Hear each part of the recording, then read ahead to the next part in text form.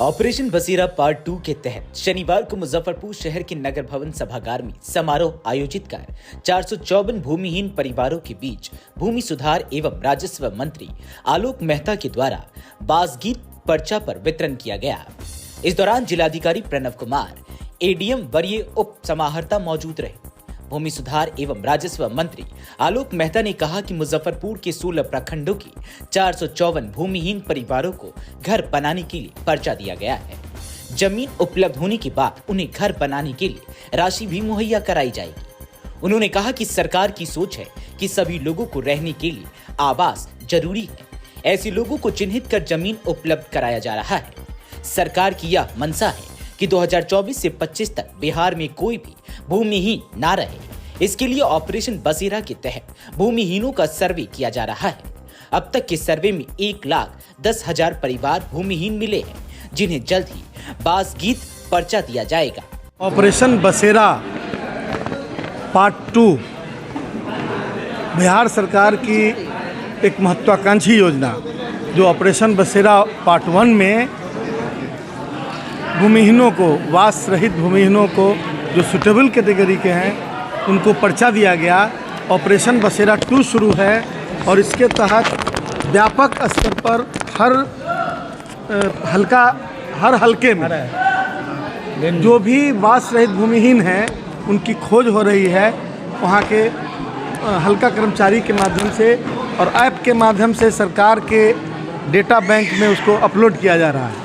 उसके हिसाब से लगभग 1,10,000 के लगभग लोग अभी तक बिहार में वास रहित भूमिहीन पाए गए हैं और भी खोज जारी है। सरकार ने फैसला किया है कि 2024-25 में कोई भी बिहार में ऐसा व्यक्ति नहीं बचेगा जिसके पास एक धुर भी ज़मीन नहीं हो, यानी कि वास रहित भूमिहीन नहीं बचेंगे। सब लोगों को कुछ न कुछ भूमि सरकार देगी।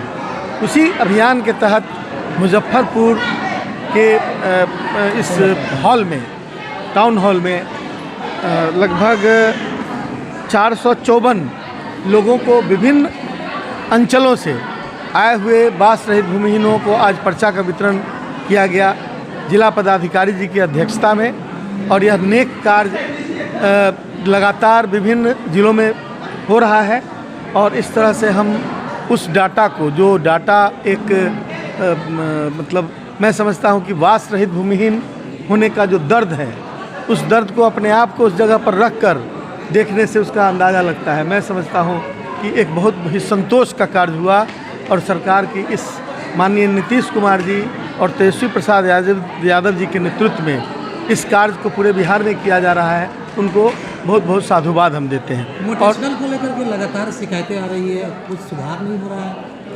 म्यूटेशन को लेके शिकायतें जहाँ कहीं भी आ रही है उसको संज्ञान में लिया जा रहा है, उस पर कार्रवाई की जा रही है।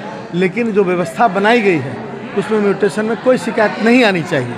अब जैसे कि उसमें फीफो कानून लागू किया गया है, जिसने पहले रजिस्ट्रेशन कराया उसको पहले उसकी सुनवाई होगी, उसका दाखिल खारिज का निर्णय पहले होगा। पहले जल्दी कराने के नाम पर जो भ्रष्टाचार होता था उसकी समाप्ति हो चुकी है। अब वो एक सीक्वेंस में एक सीरियल नंबर से होगा। दूसरी बात कि ये क्वेसी जुडिशियल कोर्ट है और कोर्ट में गलत सही का फैसला करना उस पदाधिकारी का काम है जो उस कुर्सी पर बैठे हुए हैं, और उसके लिए अपीलेंट कोर्ट भी बना हुआ है। यदि दाखिल खारिज में किसी तरह की शिकायत किसी अंचल में है तो फिर उसके लिए DCLR के यहाँ अपीलेंट कोर्ट है, उसमें फाइल किया जा सकता है केस और उनको न्याय मिलेगा। और इसी तरह से सीक्वेंस बना हुआ है। सबसे ज़्यादा समस्या सर बिहार में भूमि विवाद से संबंधित है, काफ़ी इससे जुड़े अपराध भी होते हैं, तो क्या इसके निवारण की दिशा में कुछ ठोस कदम या डिजिटलाइज कुछ क्या कदम हो? भूमि विवाद को समाप्त करने या कम करने के लिए लगातार उस पहल की जा रही है। आपने देखा होगा कि पिछले दिनों बहुत तेज़ी से डिजिटाइजेशन हो रहा है। जिन चीज़ों की मारामारी के लिए लोग परेशान होते थे, ऑफिस दफ्तर में भागते घूरते थे, उनको सरल किया जा रहा है और कोई भी विवाद को सरलता से उसका निष्पादन किया जाए। जो राजस्व के बाउंड्री के अंदर है, जो टाइटल का केस है वो सिविल कोर्ट में सॉल्व किया जाएगा, लेकिन जो नॉन टाइटल केस है राजस्व से संबंधित, उसका निपटारा बहुत तेज़ी से अब हो रहा है। और इसके लिए लगातार शेड्यूल तय किया गया है और सारे पदाधिकारी तत्परता से इस पर कार्य कर रहे हैं। फिर भी शिकायतें तो हो ही सकती हैं, बहुत बड़ा काम है। और अभी जो स्पेशल सर्वे हो रहा है, जो विशेष सर्वेक्षण, उस सर्वेक्षण में बहुत सारी चीज़ों का रेक्टिफिकेशन किया जाएगा। कहीं कोई कमी है, गड़बड़ी है, कोई ज़मीन छूटा हुआ है, उस सब का रेक्टिफिकेशन उसके माध्यम से किया कार्रवाई वाली जाएगा। और विवाद जो है, ज़्यादा केसेस अब कहीं अब लॉ एंड ऑर्डर पॉलिटिकल मंच चुनावी वर्ष होने के कारण क्या ये 1,10,000? नहीं, चुनावी वर्ष नहीं लगा। ये एक अनवरत प्रक्रिया, मैंने कहा कि अनवरत प्रक्रिया है। सरकार आम आदमी, समाज की अंतिम पंक्ति के लोग और गांव के अंतिम छोर के पर बसने वाले लोगों के प्रति चिंतित है और उनकी समस्याओं को बारी बारी से एड्रेस कर रही है। उसी का यह हिस्सा है। चुनाव को लेकर के विपक्ष तो कर रही है कि महागठबंधन कहीं नहीं जीतेगा। अरे अब विपक्ष कहेगा नहीं, उसके पास क्या जवाब है?